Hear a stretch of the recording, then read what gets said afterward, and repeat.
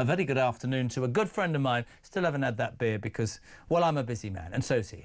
James Price, former government special advisor. Good afternoon. How are you? I'm very well. Would that beer get more enticing if I offered some chicken nuggets along with it as well? Mate, I swear to God,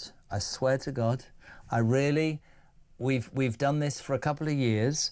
I mean, we'll talk about everything else, but let's just start with the fact that this country, and when I was brought up, it's Great Britain. And I hate, we'll talk about Gen Z trashing it, but when I read stories like this Albanian criminal had committed a serious criminal offence and was due for deportation, presumably an immigration, well, it was an immigration tribunal. It has been sent to another judge now. Let's point that out. That part of the Telegraph story needs to be said. This could end up changing. But as it stands, our money, our tax money, was spent on a left-wing human rights law enacting yet another dodgy part of the ECHR, the European Convention on Human Rights.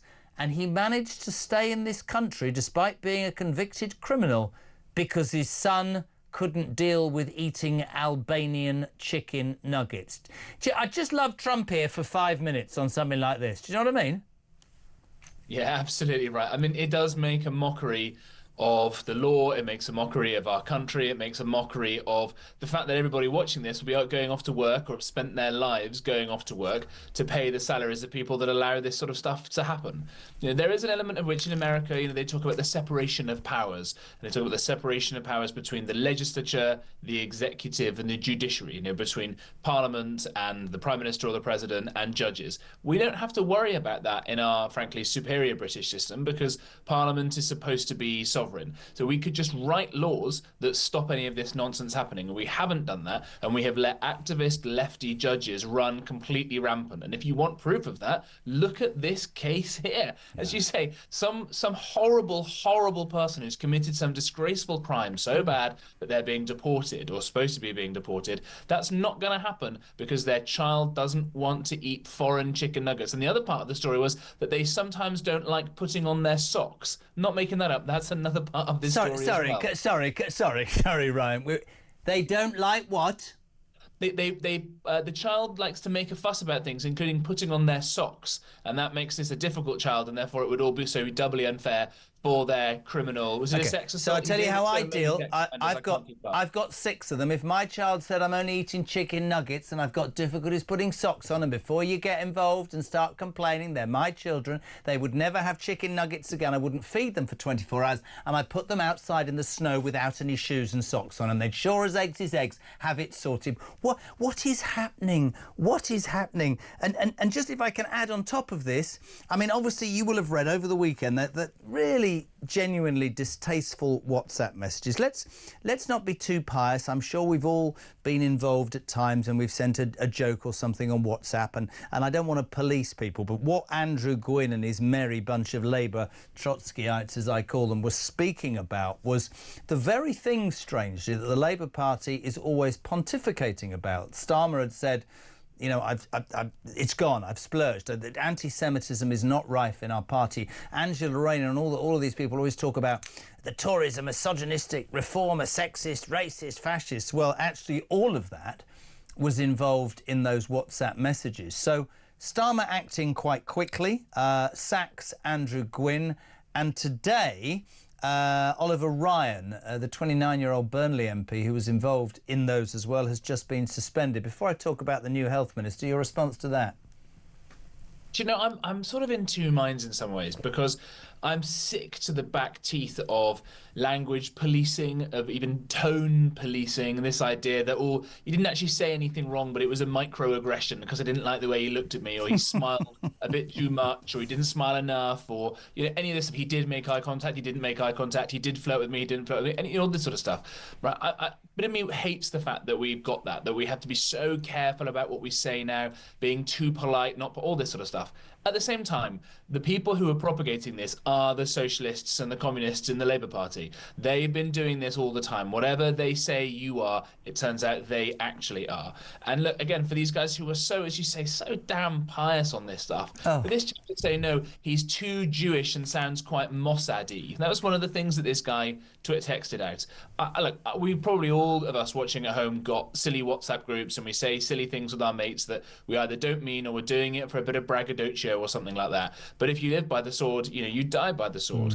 It's ridiculous. And I think also it does highlight something that, I've had much criticism for this, but I actually find any racism abhorrent, but I do believe that the Jewish community doesn't get a fair crack of the whip. And I'm not talking about what's happening in Gaza. I'm talking about genuine anti-Semitism is not looked at in terms of racism as seriously as other cases, and it damn well should be. I have a load of Jewish friends whose lives have been blighted. Yes, of course, since October the 7th, I get that, but their kids are too scared to even wear a blazer in the street on the way to school. And if you've got elected officials doing that sort of stuff. But Starmer, on the one hand, reacts, quite quickly. And then today, even by, it's another week, it's another Starmerism. He'll win Plank of the Week for this. He's appointed a new health minister, Ashley Dalton. Ashley thinks that it's okay to identify as a llama. These are in tweets unearthed already by us, journalists. Bizarre social media. Ms. Dalton also suggested that women can have a penis, not a womb like the old-fashioned ones, and she's all for same-sex bathrooms, which has led Neil to say, Jez, it's going to be Llamageddon in the NHS. How can you calm a llama down? Well, not with the NHS. This is wonderful because it feels like all the satirists can go home. All the people whose job it is to try and write jokes about politics. You're never going to top this. We literally now have a socialist health minister who doesn't understand the first thing about biology. Bear in mind, of course, the Foreign Secretary David Lammy was once told that he thought that men who become women via sex changes could grow a cervix. So he's not alone in thinking. Sorry, this llama is not alone in thinking some of this mad stuff, and it's just as well that they're in the health department. Oh no, wait, that would be the worst possible place to put someone who thinks that people should be treated as llamas. Are we going to start seeing NHS hospitals turned into zoos? It's as Harry Cole said. Harry Cole didn't even realise what he said an hour ago. He said it's like the vetting process at number 10 has gone completely wrong. I mean, it's beyond ludicrous. So you've got this sort of government that don't seem to get the message, and then you've got other stuff today. I mean, listen, I want to hear your response to this next story, you guys. 0344 499 1000. Maybe it's just me as I approach 60. Gen Z, JP, think Britain is racist, and 90% of them would not ever take part in defending our nation. They think our legacy and our history is a disgrace. I've every right as I get older to sit here and say, actually, I do it calmly instead of calling them a bunch of entitled idiots. I get really angry. Of course, people made mistakes in the past. People are making mistakes in the Labour government now and in the Tory government before. But at what point do these Gen Zers, or in fact people who come to this country and slag it off, appreciate that they wouldn't have the democracy, the liberty, the freedom that the United Kingdom offers them, and that makes it such an attractive proposition? I think that's what gets in my head a lot. You want to come here and then you slag it off, or you want to come here and you try and knock it down and build something else that you say you've escaped from. And Gen Zers, who have never done an honest day's work in their life, think they know the answer to what happened in 1940. They should be bloody grateful this country is here, shouldn't they? Yeah, absolutely right. And there's two things in there. I don't want to go too off topic, but people that arrive in this country ought to be incredibly grateful, whether they're given asylum or even just given a visa and an opportunity to work and live in what really ought to be the greatest country in the history of the earth. And if they in any way break various rules, they should be deported straight away. I'm glad to see that someone like Rob Jenrick started deporting people who were here on student visas, who started saying, yes, Hamas is really great. I don't want anyone who backs any terrorist organization being in 100 miles of this country. Afuera, they've got to get out. For the Gen Zs themselves, I have some pity, and hear me out for a second. Yep. They have been brought up in a world in which everybody tells them all the time that the United Kingdom and the United States of America and Australia and Canada and New Zealand are the worst, most racist, sexist, what else? Homophobic, transphobic. Who tells them? All right, who tells them? Their education system. Well, not necessarily teachers, but certainly some teachers. A lot of lefties in the media, a lot of people on TikTok are telling them this. A lot of, I think, probably funded by the Chinese and the Russians to make us hate our country. So if they're told all of this stuff and you've not got educationalists pushing back, you've not got people cutting the funding of any organization that says or promotes any of this stuff, and the rest of us have been, frankly, too timid in standing up and saying, no, this is the greatest country in the history of the earth, and defending it properly. Is it that much of a surprise they've been so brainwashed? Of course it's utterly depressing, and of course it bodes very ill if there's a war coming up, but I've got some sympathy, and I blame perhaps the rest of us, maybe not you and me and people watching at home, but for not standing up and saying, no, this is a great country. And certainly on the issue of slavery, right, which I think is just something we've inherited from the Americans because that was their original sin, and it's been a big deal in their universities and schools, and it is a dark, complicated moment in the foundation of that country and all the rest of it. We can go into all that. The United Kingdom was the country that first amongst any country ever ended slavery. Yes, it was. It cost thousands of lives. It cost a huge amount of money that, by the way, we didn't even finish paying off until 2015. And we spent 50 years of blood and treasure before the Americans ever even had their own civil war on this issue, trying to stop this. No holy book ever said slavery was wrong. No other country on earth ever thought this was a problem. Even Spartacus didn't really mind about slavery. He just didn't, fair enough, want to be one himself. And yet it was this country that stopped that. Let's teach that properly. Let's teach the real history, the good, the bad, and the ugly. And then we'll see if people are so self-hating on this country, because I've got a feeling they'd love Britain just as much as you and me and everybody at home watching if they knew the truth. I'll take that from you. I think it's great. Can I get you to your feeling also? Oh, can we do a call very quickly? Don't go anywhere. This is Andrew in Brighton, Gen Z. Andrew, James Price is with me. What you got? Oh, hello. Yes, only 75% of Generation Z are indigenous white British people. So the people who will not fight for Britain and think it's racist are probably not just the left-wing kids who have been brainwashed by the Marxist school teachers, but young people from African, Caribbean, Asian, Muslim backgrounds who are all convinced Britain is racist. You would not expect them to be very patriotic. So put that in context. Only 75% of Generation Z are indigenous white British. So maybe then you can see why we have this finding. Andrew, thank you. Andrew in Brighton. James, your response? Well, I don't like the idea of us having to go down ethnic lines on these sorts of things. Plenty, and this might sound like a cop-out answer, but loads of my mates who are not white are very, very patriotic people. They love this country, all that sort of stuff. So I don't think we need to worry about that. And if we can make Britain an actually successful, multi-ethnic, pluralist country that doesn't look at race, but does say that anybody who ascribes to the, not just the British values, because I think that's a bit of a weasel word as well, Anglo values that won at the end of the Cold War, let's say, have become so successful and so universal that everyone just assumes that they're universal values. But just even British ways of living. Roger Scruton, the philosopher, would call oikophilia a love of place, not a love of oiks necessarily. No.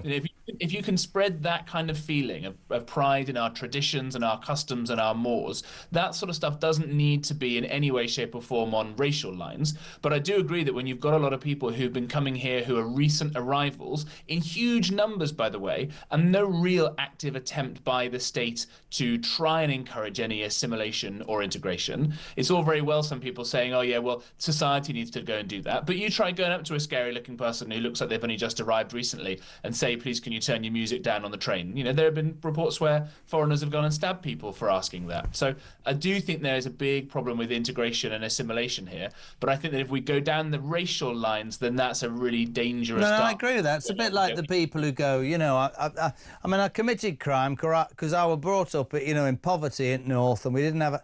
Well, hold on a second. There are millions of people who are brought up in poverty in this country who have done nothing but get their heads down and graft and have never broken the law or had a handout, who would be appalled. Now, I agree with you on that. Let's talk about the political, because one party that does really talk in my mind, in terms of patriotism, in terms of values, about history, about those sorts of things. And you know, I've been very honest. I was a Tory voter all my life until the last election. And Farage's words and Richard's words and the things that I felt that people wanted to hear, like me, that's why I voted Reform. There are murmurings from your old party that the Tories wouldn't rule out forming a mega party with Reform UK. I would never tell Nigel Farage what to do. This rhetoric's around the wrong way. It's changed, and he needs to continue doing what he's doing and see how far he can make reform. Sure, if we went to the opinion polls right now, you're probably going to get 3 parties with between 180 and 230 seats. That's what I think, and it might be that the right would do some sort of deal to keep these Trotskys out. But Reform's doing well enough in its own way at the moment, isn't it? And actually, to be fair, the Tories, although they say they're strategising and, you know, Kemi's trying to work out what's important, it's been 3 months and 100 days and we've heard jack. Well, I think there's 2 elements to it, right? There's who would be best at governing the country in their own right. And we know that the answer is that is not the Labour Party, by the way. So there's something about the electoral calculus to come into in a second. I think that the Conservatives have got a great and the greatest long tradition of success, the greatest names in our kind of political history of the Churchills and Thatchers of the 20th century, and we can go further back as well. And they've got, therefore, a good bedrock and foundation and a theory of how you ought to run a country. You know, these sort of fundamental ideas that individuals, families, businesses can look after their money and order their lives better than the government can. The idea that you should trust people, that being pro-free markets, all that kind of stuff. And so that's useful guidelines. But they have lost their way in lots of different areas, I think, over the last 14 years and more. Yeah. And therefore, it's really exciting that Reform are coming along and challenging them on all these things. I think the best thing to do for someone who is a kind of right-winger or a centrist who loves their country, it's probably the same thing. And if you're a Trotskyite, you're not watching this anyway because you're off being a moron. I think that we should let there be a couple of years of the Tories and Reform knocking 7 shades out of each other and see if one of the 2 of them emerges victorious. I agree. I was going to say last man standing, but I should say last llama standing. I agree with you. I mean, it's true. I think that Reform should take it as far as they can take it. Let's see if the Tories would respond. I think most people would look at what's going on right now and say this has to change. Well, let's see what's the best deal we can get. Final thing from me, that would be the fairest point, wouldn't it? Yeah, I think that's absolutely right. I think the worst possible outcome is that these absolute, well, I don't know, it's a family show, these people in Downing Street right now, letting them stay around and wreck and ruin the country for a second longer than we could do would be the biggest travesty. So whether it's a pact before the election, it's a non-aggression pact. I'd love to see Reform do well in Wales and the North East if the Conservatives can't get those seats, that is, and see the Conservatives get back a load of seats in the sort of southwest and rural areas and suburban areas and places like that, smash socialism once and for all and have some kind of either a deal or at least, you know, the 2-party politics. Imagine if the Tories were the official left-wing party and Reform the right-wing. What a great country we'd be heading towards then. As ever, the most amazing chat. We've learned about nuggets and llamas and the fact that the new health minister thinks that a woman can have a penis. James Price, I love having you on, and that's ridiculous. Former special government advisor on Talk Drive 522. We're live.